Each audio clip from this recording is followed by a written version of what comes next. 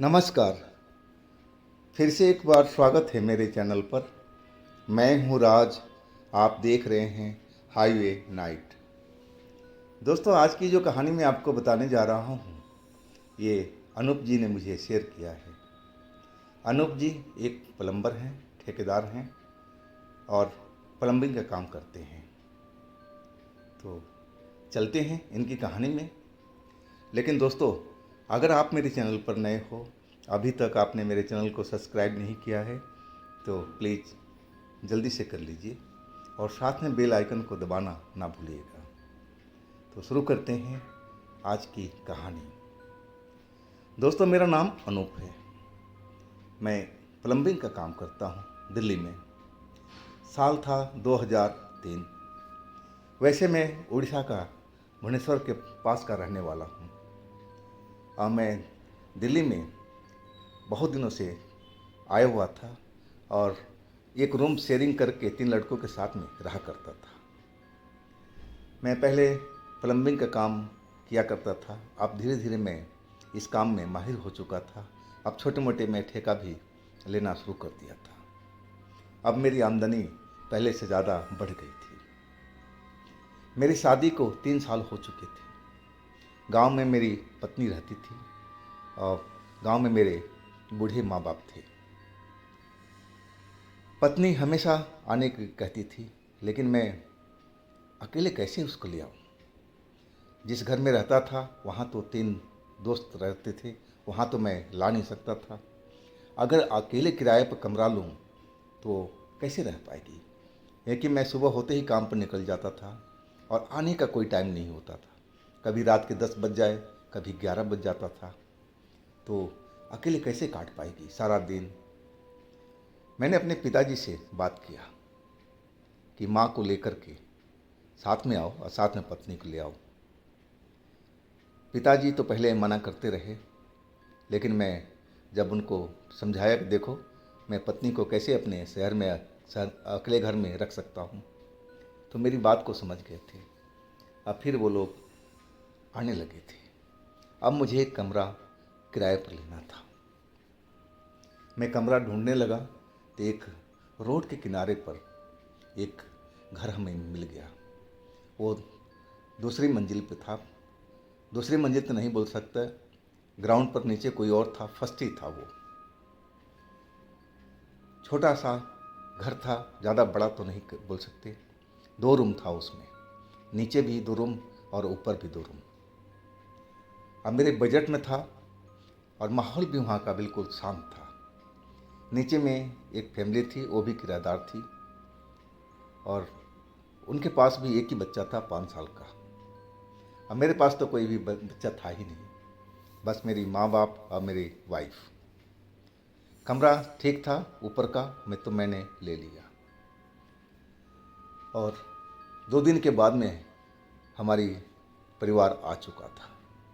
अब मैं उस कमरे में अपना जो भी सामान था शिफ्ट कर दिया।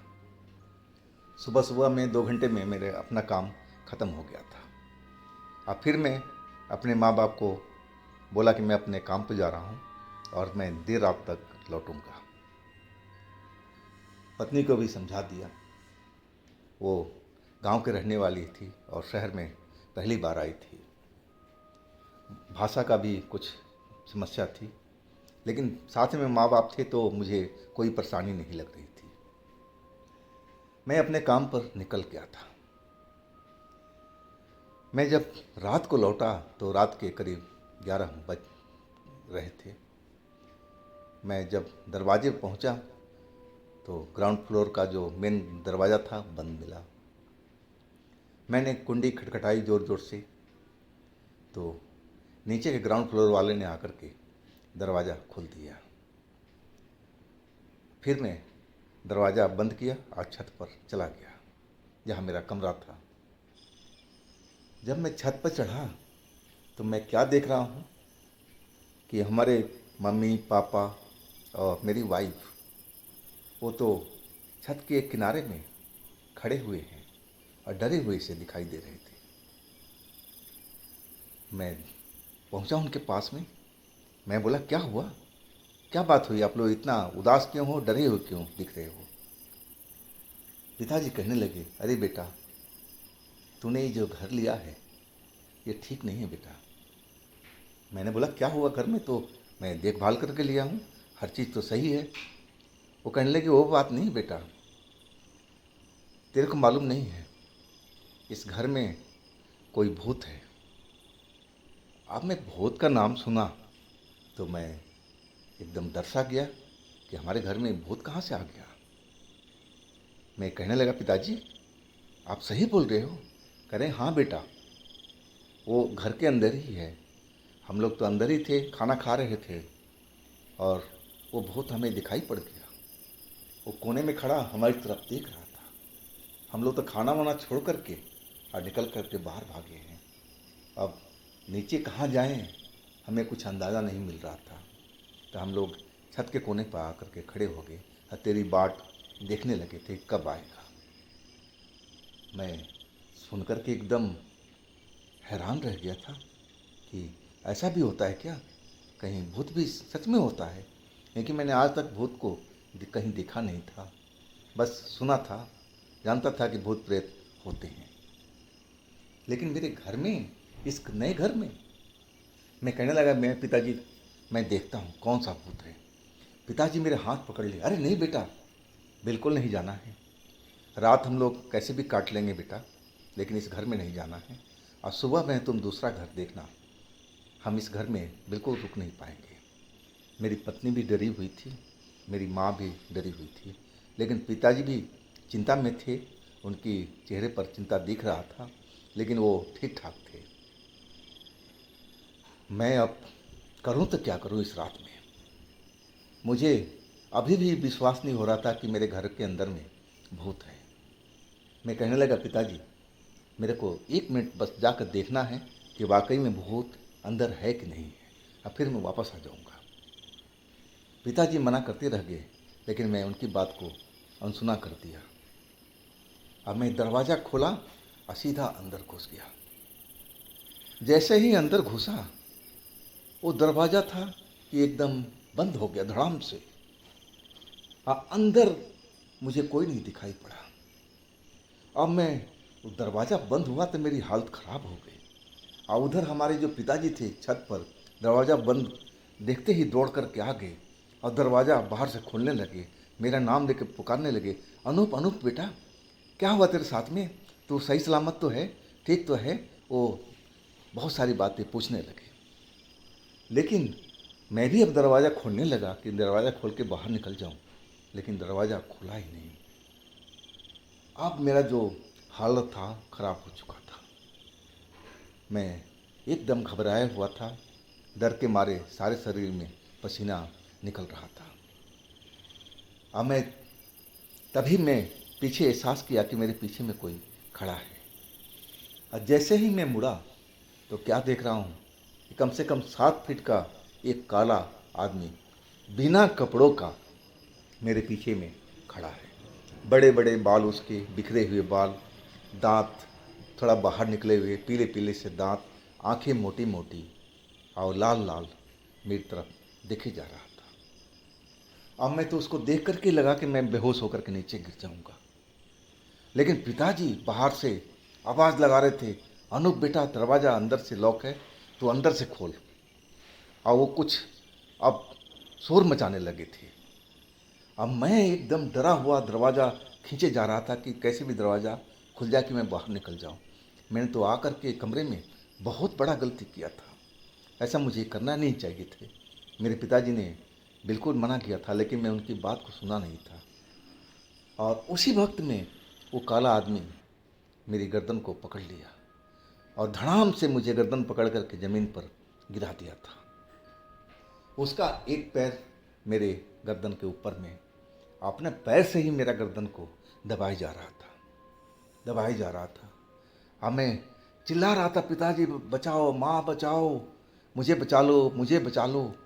अब पिताजी बाहर से चिल्लाई जा रहे थे, बेटा मैं कैसे क्या करूं, बेटा मैं क्या करूं, दरवाज़ा तू अंदर से बंद कर रखा है, मुझे लग रहा है, तू दरवाज़ा खोल दे बेटा। उनको लग रहा था कि मैंने अंदर से दरवाज़ा लॉक कर दिया है। लेकिन मैंने कुछ भी नहीं ऐसा किया था। जो किया था इस भूत ने किया था। पिताजी थोड़ा बहुत मंत्र वगैरह जानते थे, पूजा पाठ करते थे, और वो अब कोई मंत्र को पढ़ने लगे थे। पहले धीरे धीरे, अब फिर वो मंत्र को तेज पढ़ने लगे और दरवाज़ा को ठोकते जा रहे थे। उधर अलग मेरी माँ चिल्ला रही थी, डरी हुई। अब मेरी पत्नी की आवाज़ भी सुनाई पड़ रही थी, दरवाज़ा खोलिए ना, आप अंदर क्या कर रहे हैं, जल्दी निकलिए, बाहर निकलिए, हम लोग बहुत परेशान हैं, खोलिए। लेकिन मैं तो नीचे गिरा हुआ था। अब मेरे ऊपर उस भूत का बड़ा सा पैर गर्दन पर लगा हुआ था। अब मेरे गर्दन को अपने पैर से दबाई जा रहा था। अब मैं छटपटाई जा रहा था, उससे बचने का कोशिश कर रहा था, लेकिन मैं अब अलस्त हो गया था। अब ऐसा लग रहा था कि मेरी जो सांस है वो टूट जाएगी।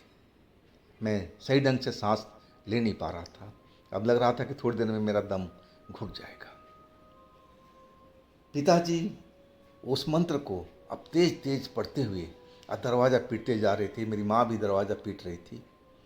और कुछ देर के बाद में पता नहीं कैसे अपने आप दरवाज़ा वो खुल गया और सबसे पहले मेरे पिता ही अंदर घुसे थे। जैसे ही पिता मंत्र पढ़ते हुए घुसे थे और उसी वक्त में वो जो भूत था वो लगा कि जैसे हवा में गायब हो चुका है। अब पिताजी ने फिर मेरा दोनों हाथ पकड़ा और मेरे को टांग करके बाहर खींच लाया और फिर दरवाज़ा को बाहर से बंद कर दिया। अब मैं लंबी लंबी सांसें ले रहा था। माँ घबराई हुई थी, मेरी पत्नी घबराई हुई थी, पिता भी डरे हुए दिखाई दे रहे थे, लेकिन अभी भी वो मंत्र को लगातार पढ़ते जा रहे थे। कुछ देर के बाद में मैं सांसें सही ढंग से लेने लगा था और तभी पिताजी बोले, तेरे को मैं मना किया था ना बेटा कि अंदर मत जा, अंदर में वो भूत है, लेकिन तू तो मेरी बात को सुनता नहीं है। अगर मैं इस मंत्र को जाप नहीं करता तो बेटा वो भूत तुझे छोड़ता नहीं, वो तुझे ज़रूर मार देता। बेटा अभी भी टाइम है, हम लोग कहीं चलते हैं, इस जगह पर नहीं रहेंगे। अब उनकी बात को मैं कैसे टाल सकता था। अब मैंने बोला, ठीक है पिताजी, हम चलते हैं, हम पुराने घर पर जहाँ हमारे साथी रहते हैं, हम लोग रात भर उसी घर में काट देंगे, लेकिन यहाँ नहीं रहेंगे। अब फिर हम लोग उस घर से बाहर निकल गए थे। अब जा कर के उसी पुराने घर पर पहुँचे थे जो 2 लड़के रहा करते, तीसरा मैं था। अब मैं उनको जा कर के दरवाज़ा खटखटाया, तब उन्होंने खोला और तब हम लोग घर के अंदर गए। अब सारी कहानी सुन कर के वो लोग भी डर चुके थे, हैरानी से मेरी तरफ देख रहे थे कि तुझे भूत ने पटक दिया था, तुझे मार रहा था। नहीं कि हाँ भाई, मेरे साथ में ये घटना हुई है। तब जाके उन लोगों का वास्तव में विश्वास हुआ था। अब पिताजी कहने लगे कि देख बेटा, घर ऐसी जगह पर मत लेना जहाँ सुनसान हो और रोड के नज़दीक हो। ऐसे जगह पर रोड की आत्माएं घूमती रहती हैं, भटकती रहती हैं, और हमें ऐसे जगह पर लेना चाहिए जहाँ पर भीड़ भाड़ हो, थोड़ा पड़ोसी हो, तब वो घर सेफ है, सुरक्षित है। अब अगले दिन में हमने वही काम किया। अब एक नया घर पिताजी के साथ में मैं लेकर के गया और देखा, और वो घर पिताजी को पसंद आ गया था। वो ग्राउंड पर ही था और तब जाके उस घर में हम लोग शिफ्ट हुए थे। तो दोस्तों, इस घटना को मैं कभी भूल नहीं पाता हूँ जो मेरे साथ में हुआ था। अगर वास्तव में उस दिन पिताजी वो मंत्र नहीं जानते तो मैं तो बच नहीं सकता था। वो तो बहुत मेरा काम तमाम कर ही दिया था, लेकिन पिताजी के मंत्र की शक्ति ने मुझे नया जीवन दान दिया था। तो दोस्तों, ये थी आज की कहानी। अगर आपके पास भी इस तरह की कोई घटना है, कोई आप बीती है, तो आप मुझे इंस्टाग्राम पर या मेरे व्हाट्सएप नंबर पर शेयर कर सकते हैं। और दोस्तों, मेरे दूसरे चैनल पर भी जाइए, उनमें भी अच्छी अच्छी कहानियाँ हमने डाल रखी है जो बेहद आपको पसंद आएगी। उन कहानियों को भी मज़ा लीजिए। चैनल का लिंक डिस्क्रिप्शन बॉक्स में मैं दे रखा हूँ। और दोस्तों, मेरे इस चैनल को भी लाइक कीजिए, सब्सक्राइब कीजिए, शेयर कीजिए। फिर हम मिलते हैं अगले दिन एक नई घटना, एक नई कहानी में। आप लोग अपना बहुत ही ख्याल रखिएगा। नमस्कार।